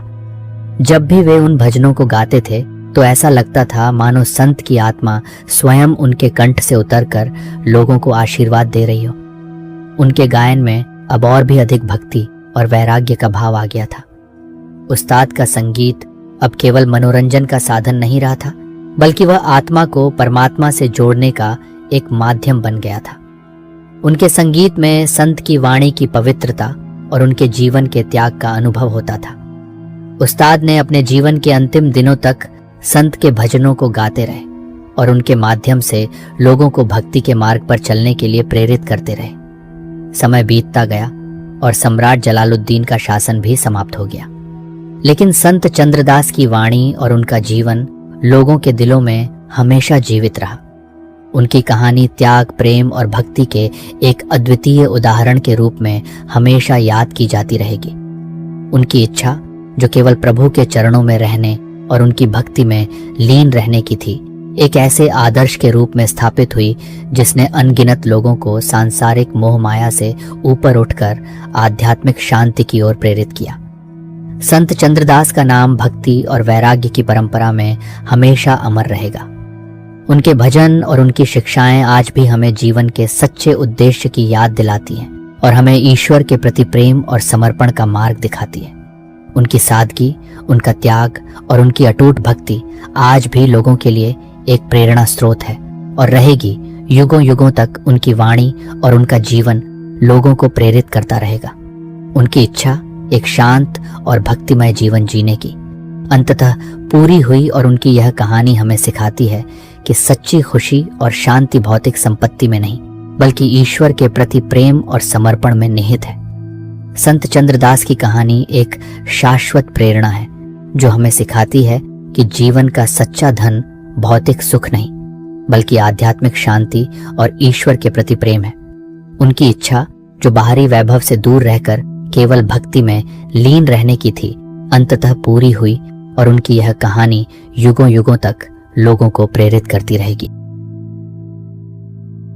एक समय की बात है, किसी राज्य में एक राजा राज्य करता था जो बड़ शक्य स्वभाव का था। वह अक्सर भेष बदलकर अपनी प्रजा के घरों के आसपास इसलिए चक्कर लगाता कि वह सुन सके कि प्रजा उसके बारे में क्या सोचती है। समय कठिन था तो राजा को यह संदेह रहता था कि कहीं उसके विरुद्ध तख्ता पलटने के लिए कोई योजना तो नहीं बनाई जा रही है। एक दिन जब वह एक साधारण से परिवार के घर के पास से गुजरा तो देखा कि 3 युवती बहनें अपने बरामदे में बैठी दिल की बातें कर रही हैं। वह छिपकर सुनने लगा। सबसे बड़ी बहन कह रही थी, यदि मेरा ब्याह राजा के खानसामे से हो जाता तो मैं एक दिन में इतनी रोटियां बनवा देती कि सारे महल के लोग 1 साल तक खाते रह जाते। उस सजीले खानसामा पर सचमुच मेरा दिल आ गया है। मंझली ने कहा, अगर राजा के नौजवान कलवार से मैं ब्याह दी जाऊं तो ऐसी शराब बना दूं कि 1 गिलास पीकर ही सारा दरबार मस्त हो जाए। अब सबसे छोटी बहन की बारी थी। वह अभी तक चुपचाप बैठी थी। दोनों बड़ी बहनों ने उसे छेड़ते हुए पूछा, तू भी तो बता, तू किससे ब्याह रचाना चाहती है?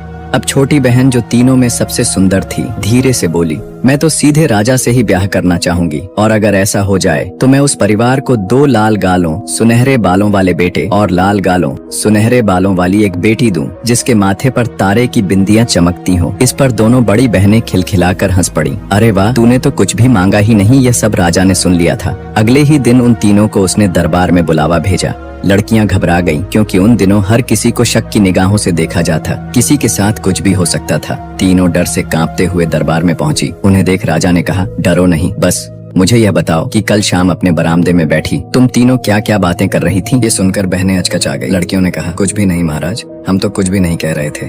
क्या तुम लोग अपनी शादी की बातें नहीं कर रही थी? राजा ने याद दिलाया। वे कुछ देर तक बगले झांकती रहीं। अंत में बरी ने मुंह खोला और रसोइये से ब्याह की इच्छा बता दी। अब राजा ने कहा, ठीक है, तुम्हारी इच्छा पूरी की जाएगी, और बड़ी की इच्छा पूरी कर दी गई। मंझली ने भी कलवार से शादी करने की अपनी इच्छा स्वीकार कर ली।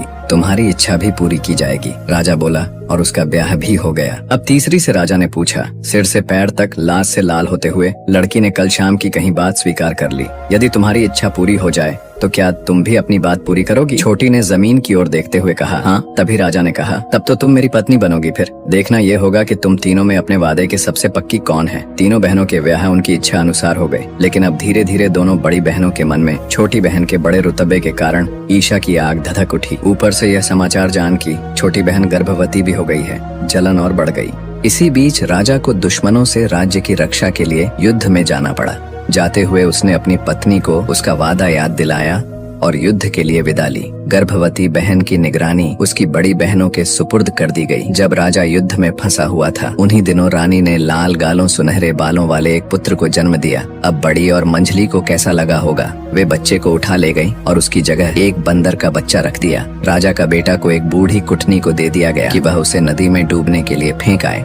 कुटनी बच्चे को कंबल में लपेट टोकरी में रख नदी पर ले गई और पुल पर चढ़कर टोकरी नदी में उछाल दी। टोकरी पानी में बह चली। जल्दी ही उसे एक केवट ने देखा और टोकरी का पीछा अपनी नाव से किया। उसमें एक सुंदर नवजात शिशु को देखकर वह उसे अपने घर ले गया और पालने के लिए अपनी पत्नी को दे दिया। उधर राजा के पास युद्ध के मैदान में ही खबर भेज दी गई कि रानी ने लाल गालों सुनहरे बालों वाले बच्चे को नहीं बल्कि एक बंदर को जन्म दिया है। अब उसका क्या किया जाए। राजा ने तुरंत दूत भेजकर कहलवाया, बंदर ही सही, रानी ने जन्म दिया है, उनकी देखभाल में कोई कमी नहीं रहनी चाहिए।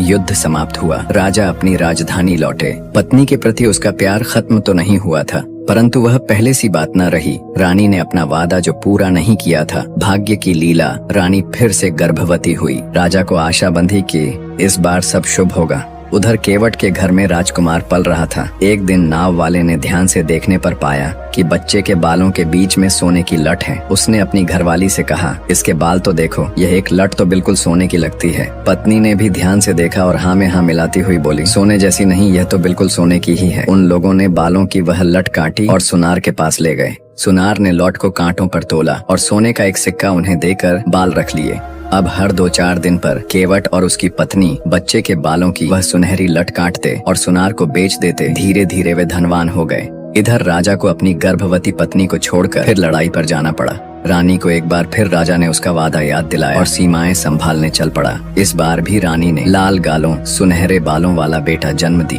बहनों ने इस बार एक रानी के पास एक पिल्ले दिया और बच्चे को फिर उसी बुढ़िया को दे दिया। उसने बच्चे को पिछली बार की तरह नदी में उछाल कर फेंक दिया। संयोग ऐसा कि इस बार फिर टोकरी उसी केवट ने देखी। सुनहरे बालों वाले शिशु को देखकर वह बहुत खुश हो गया। उसे लगा कि अब उसकी आमदनी दी हो जाएगी। युद्ध क्षेत्र में राजा के पास उसकी बड़ी सालियों ने खबर भेज दी, महाराज रानी ने इस बार एक पिल्ले को जन्म दिया है, आप क्या आज्ञा है। राजा का उत्तर आया, रानी ने जो भी जना हो उसकी और मेरी पत्नी की देखभाल में कोई कसर नहीं रहनी चाहिए। बड़े उदास मन से राजा युद्ध के मैदान से वापस आया। उसका पत्नी प्रेम सच्चा था। उसे पूरी आशा थी कि तीसरी बार सब कुछ कुशल और शुभ होगा। अब इसे भाग्य का खेल ही कहेंगे कि जब रानी तीसरी बार गर्भवती हुई तब राजा को फिर युद्ध भूमि में जाना पड़ा। युद्ध किए बिना चल नहीं सकता था। जाने से पहले वह अपनी पत्नी के पास गया और गंभीरता से बोला, मुझे विदा दो प्रिय, तुम मुझे लाल गालों सुनहरे बालों वाले 2 बेटे न दे पाई। इस बार अपना वादा याद रखने की कोशिश करना कि माथे पर सितारे की बिंदिया वाली बिटिया दे सको। प्रसव का समय आया। लाल गालों सुनहरे बालों और माथे पर सितारे जैसी चमकती बिंदिया वाली बिटिया ने जन्म लिया। उधर बुढ़िया कंबल और टोकरी लिए तैयार बैठी थी। वह तुरंत ही उसे नदी में फेंक आई। बड़ी बहनों ने एक छोटा बाघ का बच्चा रानी के बगल में लिटा दिया। राजा को खबर भेजी और पूछा, अब आगे क्या करना है। इस बार राजा का जवाब आया, चाहे जो करो बस इतना जरूर करो कि अब मैं महल में अपनी पत्नी को कभी न देखूं। फिर क्या था, बड़ी और मंझली छोटी को घसीटकर तहखाने की कोठरी में ले गई। उसे कोठरी में धकेलकर दरवाजे की दीवार बनाकर बंद कर दिया गया। बस सिर के लायक एक छेद उसमें छोड़ दिया गया जहां से बस हवा आती। रोज बहनों के मुखे एक सूखी रोटी और एक गिलास पानी उसे दिया जाने लगा। रानीवास में उसके कमरे को भी बंद कर दिया गया। महल में बेचारी रानी का नाम और निशान भी ना रहा। लड़ाई रुकी, राजा घर लौटा। ना तो उसने रानी के बारे में कुछ पूछा और ना ही उसे किसी ने बताया। महल को मानो उदासी ने घेर लिया। उधर तीनों बच्चे मल्लाह के घर में पल रहे थे। बच्चों के साथ साथ मल्लाह की धन संपत्ति भी दिन दुनी रात चौगुनी भर रही थी। अब मल्लाह को इन सुंदर प्यारे बच्चों के भविष्य की चिंता हुई। उसने एक सुंदर महल इनके लिए बनवाने की बात सोची। राजा के महल के पास ही एक बड़ी जमीन में सुंदर बाग बनवाया और बीच में महल जैसा ही एक सुंदर भवन बनवाया। महल में सभी सुख सुविधाएं थी और बगीचे में दुनिया की सभी अजूबा चीजें इकट्ठी की गई। समय के साथ दोनों लड़के सुंदर युवक और लड़की मनमोहक सुंदर युवती बनी। बच्चे सयाने हो गए। मल्लाह और उसकी पत्नी स्वर्ग सिधार गए। तीनों भाई बहन इस ऐश्वर्यपूर्ण महल में सुख से रहने लगे। वे तीनों अपना सिर हमेशा ढके रहते। लड़के पगड़ी से और लड़की चुनरी के आंचल से। कोई उनके सोने के बालों को देख ना पाता था। बड़ी और मंझली बहनें अक्सर राजा के महल की खिड़कियों से उस महल और उसमें रहने वाले इन तीनों को देखती, इस बात से बेखबर कि वे उनकी मौसी थी। एक दिन उन दोनों ने देखा कि तीनों पड़ोसी छत पर खुले सिर बैठे थे और एक दूसरे के बाल भी काट रहे थे। सुबह की खुली धूप में उन तीनों के बाल ऐसे चमक रहे कि आंख छू आ जाए। अचानक दोनों मौसियों को लगा कि हो ना हो वह उसकी छोटी बहन के बच्चे ही हो, जिन्हें उन्होंने नदी में फव्वा दिया था। अब यह दोनों उस महल पर कड़ी नजर रखने लगी। उन्होंने देखा कि वे तीनों अक्सर अपने बाल काटते हैं और बाल कुछ ही दिनों में फिर लंबे हो जाते हैं। उन्हीं दिनों राजा ने भी पड़ोस में बने नए महल की ओर ध्यान देना शुरू किया। उन तीनों को देखकर राजा के दिल से आह निकलती, क्योंकि उनके जैसी संतानों की इच्छा उसके मन में थी जो पूरी ना हो सकी। बस उनके बाल ही राजा नहीं देख पाते थे, क्योंकि वह तीनों हमेशा अपना सिर झटके रहते थे। एक दिन वह उनसे बात करने लगा। आप लोगों का बागीचा कितना सुंदर है। लड़की ने कहा, महाराज हमारे बगीचे में दुनिया की बहुत सारी सुंदर चीज है। राजा ने कहा, अगर इजाजत है तो मैं तुम्हारे बगीचे में घूम सकूं। लड़की बोली, क्यों ना, आप इस बगीचे में जब चाहे आकर घूम सकते हैं। राजा ने कहा, तीनों कभी हमारे साथ भोजन कीजिए। महाराज लड़की फिर बोली, हमारे आने से तो सभी दरबारियों को असुविधा होगी। राजा बोला, ऐसा बिल्कुल नहीं है, आप लोगों के आने से हमें बहुत खुशी मिलेगी। अगर ऐसा है तो हम सब जरूर आएंगे। तीनों ने एक साथ कहा। जब इस दावत की बात दोनों बहनों को पता लगी तो वे उस बुढ़ी कुटनी स्त्री के पास फिर पहुंची, जिसे उन्होंने रानी के नवजात संतानों को नदी में डुबो देने के लिए दिया था। उससे पूछा, बुढ़िया सच सच बताना, तुमने रानी के बच्चों का वास्तव में क्या किया था। बूढ़ी बोली, मैंने उन्हें टोकरी समेत नदी में फेंक दिया था, लेकिन टोकरी हल्की थी और पानी पर तैरने लगी। उसके बाद मैं वापस चली आई। मुझे मालूम नहीं कि वह कितनी देर बाद डूबी भी या नहीं। दोनों बहनों ने बोले, मूर्ख औरत, वह तीनों बच्चे जिंदा हैं और राजा ने उन्हें देख भी लिया है। अगर उन्हें पता चल गया कि वे कौन हैं, तो हमारी खैर नहीं। उन्हें महल में आने से किसी तरह रोको और फिर उनका खेल हमेशा के लिए खत्म करो। ऐसा ही करूंगी, बुढ़िया ने जवाब दिया। एक भिखारिन का भेष बनाकर बुढ़िया उन बच्चों के बगीचे के द्वार पर जा खड़ी हुई। उसी समय लड़की बाहर बगीचे में आई और चारों ओर नजर लगाकर बोली, हमारे बगीचे में भला क्या कमी है, दुनिया की हर सुंदर चीज यहाँ मौजूद है। यह सुनकर बुढ़िया बाहर से ही बोली, क्या बात करती हो बेटी, तुम्हें मालूम भी नहीं है कि यहाँ किस चीज की कमी है। वह कौन सी चीज है अम्मा। लड़की ने पूछा। नाचते पानी के फव्वारे। बूढ़ी बोली, वह कहाँ मिलेंगे। लड़की ने पूछा, लेकिन तब तक वृद्धा गायब हो चुकी थी। लड़की के आंसू निकल आए। कितनी नादान हूँ मैं, सोचती थी। यहाँ सब कुछ है, कहाँ है वे नाचते पानी के फव्वारे। किसे मालूम कि वह कितने सुंदर हैं। और वह सुबक सुबक कर रोने लगी। जब दोनों भाई घर लौटे तो बहन को रोता देख दोनों ने पूछने लगे, क्या बात है, रो क्यों रही हो। मुझे तो बस रोने दो। तुम्हें मालूम भी है, मैं बगीचा में घूम घूम कर खुश थी कि हमारे पास सब कुछ है। तभी एक बुढ़िया आई और उसने बताया, दुनिया की सबसे सुंदर चीज नाचने पानी का फव्वारे है, जो हमारे बगीचा में है ही नहीं। लड़की बोली। बड़ा भाई बोला, बस इतनी सी बात है, मैं खुद जाऊंगा और नाचते पानी का फव्वारा खोज कर लाऊंगा। अब रोना बंद करो। भाई ने अपनी एक अंगूठी उतारी और बहन को देते हुए बोला, अगर इसके नगीने का रंग बदल जाए तो समझ लेना कि मैं इस दुनिया में नहीं हूँ। ऐसा कहकर उसने घोड़े को दौड़ लगाई और चल पड़ा। बहुत देर चलने के बाद लड़के को एक सन्यासी मिला। उसने पूछा, बेटा इधर कहाँ जा रहे हो। मुझे नाचते पानी के फव्वारे की तलाश है। लड़के ने कहा। सन्यासी बोला, बच्चे तुम मौत के मुंह में जा रहे हो, शायद तुम्हें वहाँ के खतरों का पता ही नहीं है। लड़के ने कहा, खतरा चाहे कितना भी बड़ा हो, फव्वारा तो मुझे पाना ही है। सन्यासी बताने लगा, तब मेरी बात ध्यान से सुनो। सामने ये पहाड़ देख रहे हो, इसी पर चढ़ जाओ। ऊपर पहुँचने पर एक बड़े मैदान में तुम्हें एक महल दिखाई देगा। मुख्य द्वार पर तुम्हें 4 दैत्य हाथ में तलवार लिए पहरे पर खड़े दिखाई देंगे। ध्यान रखना, अगर उनकी आंखें बंद हो तो हरगिज आगे न बढ़ना। जब आंखें खुली हो तभी भीतर घुसने की कोशिश करना। अंदर जाने पर अगर द्वार के पट खुले हो तो प्रतीक्षा करना। हाँ, यदि दरवाजा बंद हो तो खोल कर भीतर चले जाना। वहाँ तुम्हें 4 सिंह दिखलाई पड़ेंगे। यहाँ भी वही बात ध्यान रखने की होगी, आंखें बंद होने पर रुके रहना होगा। खुली आंखों के समय ही भीतर जाना होगा। वहीं तुम्हें नाचते पानी के फव्वारे मिलेंगे। लड़के ने सन्यासी के सामने शीश झुकाया, घोड़े पर सवार हुआ और पहाड़ पर चढ़ने लगा। ऊपर पहुंचने पर महल के मुख्य द्वार पर 4 दैत्य सोते हुए दिखाई पड़े। बिल्कुल ठीक, मैं रुका रहूंगा, लड़के ने स्वयं से कहा। जैसे ही दैत्य ने आंखें खोली, द्वार के पट बंद हो गए। वह उन्हें धकेल कर भीतर चला गया। उसने सिंहों की भी आंखें खुलने का इंतजार किया और तब आगे बढ़ा। सामने नाचते पानी का फव्वारा दिख गया। उसने अपने साथ लाई गई मशक में फव्वारे का पानी भरा और वहाँ से निकल गया। अपने भाई को सही सलामत देखकर लड़की की खुशी की सीमा न रही। उस बेचारी की जान तो अंगूठी के नगीने को ही निहारने में अटकी थी। जब भाई बहन मिल चुके तब उन्होंने 2 सुनहरी नादों में नाचते पानी के फव्वारे का पानी भरकर बगीचे में रख दिया। एक नाद से दूसरी नाद में पानी नाच नाच कर गिरता रहता था। अब लड़की खुश थी कि दुनिया की सारी सुंदर वस्तुएं उसके बगीचे में हैं। एक दिन फिर राजा जब उधर आया तो उसने उन तीनों से महल में न आने का कारण पूछा। वह तो उनका इंतजार ही करता रह गया था। छोटी लड़की ने राजा को बता दिया उनकी बगिया में नाचते पानी का फव्वारे नहीं था, इसलिए सबसे बड़ा भाई वहीं लेने चला गया था। यह नया अजूबा देखकर राजा ने उसकी खूब तारीफ की और भोजन का निमंत्रण फिर दोहरा दिया। अगले दिन के लिए अब बच्चों की मौसियों ने उसी कुटनी बुढ़िया को फिर से नए महल में भेजा। वहाँ नाचते पानी का फव्वारा देखकर तो मानो उसका खून ही खोल उठा। उसने लड़की से कहा, खाली नाचते पानी के फव्वारे से क्या होता है, अभी संगीत वाला पेड़ तो है ही नहीं। और ये कहकर गायब हो गई। जब दोनों भाई घर आए तो फिर छोटी बहन ठनकी, भैया अगर तुम मुझसे प्यार करते हो तो बगीचे के लिए संगीत वाला पेड़ ले आओ। इस बार छोटे भाई की बारी थी। क्यों नहीं बहन, मैं वह पेड़ तुम्हारे लिए जरूर लेकर आऊंगा। छोटे भाई ने भी अपनी एक अंगूठी बहन को दे दी। घोड़े पर सवार हुआ और उस सन्यासी की खोज में चल पड़ा जिसने बड़े भाई को नाचते पानी के फव्वारे का पता बताया था। वह सन्यासी बोला, गाने वाले पेड़ को पाना तो सच में टेढ़ी खीर है। सुनो तुम्हें क्या करना है, पहाड़ पर चढ़ो, दैत्यों से सावधान रहो, द्वार के पल्लों पर ध्यान रखो, सिंहों की आंखों में न देखो, जैसा सब तुम्हारे भाई ने किया था। इतने सब के बाद तुम एक ऐसे दरवाजे पर पहुंचेगी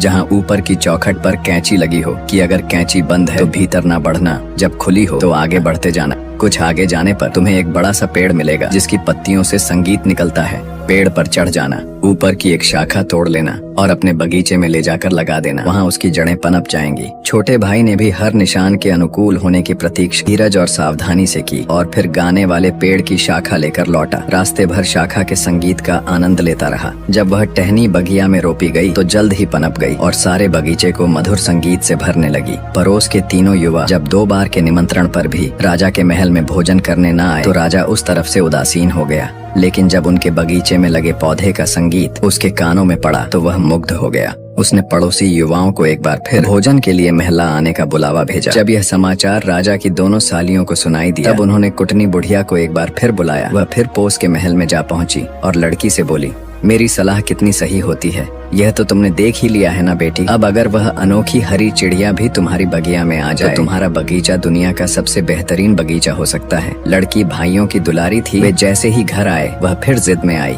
अब मेरे लिए भला वह हरी अनोखी चिड़िया कौन लेकर आएगा, मैं लाख दूंगा। कहकर बड़ा भाई तुरंत ही हरे पक्षी की तलाश में निकल पड़ा। वह सीधा सन्यासी के पास जा पहुंचा। बड़े लड़की की बात सुनकर सन्यासी विचार मग्न हो गया। यह तो बहुत चिंता की बात है। आज तक जो भी उसे लेने गया लौट कर नहीं आया, लेकिन भाग्य को भला कौन डाल सकता है। तुम इस पर्वत पर जाओ, वहाँ महल के साथ साथ ही एक बगीचा है जिसमें संगमरमर की तमाम मूर्तियाँ लगी हैं। ये सब उन्हीं वीरों की है जो हरे पक्षी को लेने आए थे। उस बाग में उड़ने चकने वाली तो सैकड़ों चिड़ियाँ हैं, पर मनुष्य की तरह बोलने वाला अनोखा हरा पाखी केवल एक ही है। वह सचमुच अनोखा है। वह तुमसे बात करेगा पर तुम सावधान रहना, जवाब एकदम मत देना, वह चाहे कुछ भी कह रहे। नौजवान लड़का बगीचे तक सुरक्षित पहुँच गया। वहाँ अनेक मूर्तियाँ सजी थी। सहसा एक हरा पक्षी आकर युवा के कंधे पर बैठ गया और बोला, तो तुम भी आ ही गए। तुम सोचते हो मुझे पकड़ लोगे, यह तुम्हारी भूल है प्यारे जवान। तुम्हारी मौसियों ने तुम्हें यहाँ मरने के लिए भेजा है। उन्होंने तुम्हारी माँ को जिंदा दीवार के पीछे चुनवा दिया है। मेरी माँ जिंदा दीवार में चिनाई गई है। नौजवान चिल्ला पड़ा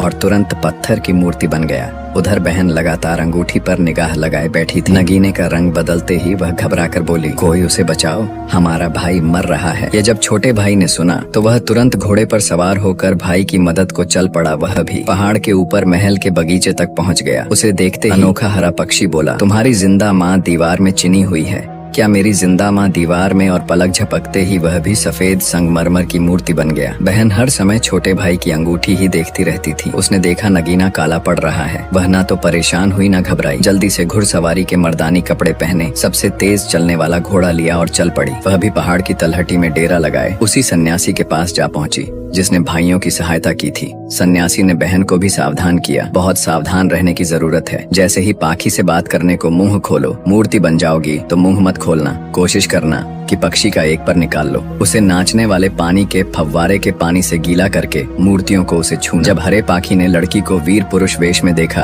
तो उसके कंधे पर आ बैठा और बोला, तो अब तुम भी आ गई। तुम हाल भी अपने भाइयों जैसा ही होगा। देख रही हो ना इन दोनों को, अब तुम्हें मिलाकर 3 हो जाएंगे। पिता लड़ाई के मैदान में, माँ जेल में दीवार के पीछे चिनी हुई, रोज अपनी बहनों से मुके खाती हुई। लड़की चुपचाप सुनती रही। आखिरकार बोलते बोलते पक्षी थक गया। वह लड़की के कंधे से उड़ने ही वाला था कि लड़की ने लपक कर उसे पकड़ लिया। उसकी डेने में से एक पंख उखाड़कर उसे फब्बार के पानी में भिगोकर अपने दोनों भाइयों को उससे सहला दिया। दोनों भाई ऐसे चैतन्य हुए मानो गहरी नींद से जागे हों। अब इन तीनों से मिलकर बगीचे की सभी मूर्तियों को गीले पंख से सहला। देखते देखते राजकुमारों, योद्धाओं, अमीरों का एक दस्ता ही बगीचे में खड़ा हो गया। अनोखा हरा पक्षी चुपचाप पेड़ पर जा बैठा और पिंजरे में बंद कर लिया गया। सभी एक दल बनाकर पहाड़ के महल से नीचे चल पड़े और देखते ही देखते महल गायब हो गया। नीचे पहुंचने पर जब तीनों अपने नए साथियों के संग अपने महल में पहुंचे तो राजा के महल से मौसियों ने भी यह नजारा देखा। नाचते पानी के फव्वारे और संगीत सुनाने वाले पेड़ के बगीचे में मानो जलसा हो रहा था। उनका कलेजा धक से रह गया। वहाँ तो छोटा मोटा आनंद मेला सा चल रहा था। अब राजा ने पूरे दल को ही अपने महल में भोज के लिए निश्चय किया। राजा के भोज में सभी लोग आए। बहन अनोखे हरे पाखी को अपने कंधे पर बिठा कर ले आई थी। जब सभी बैठ गए तब पाखी की आवाज गूंजी,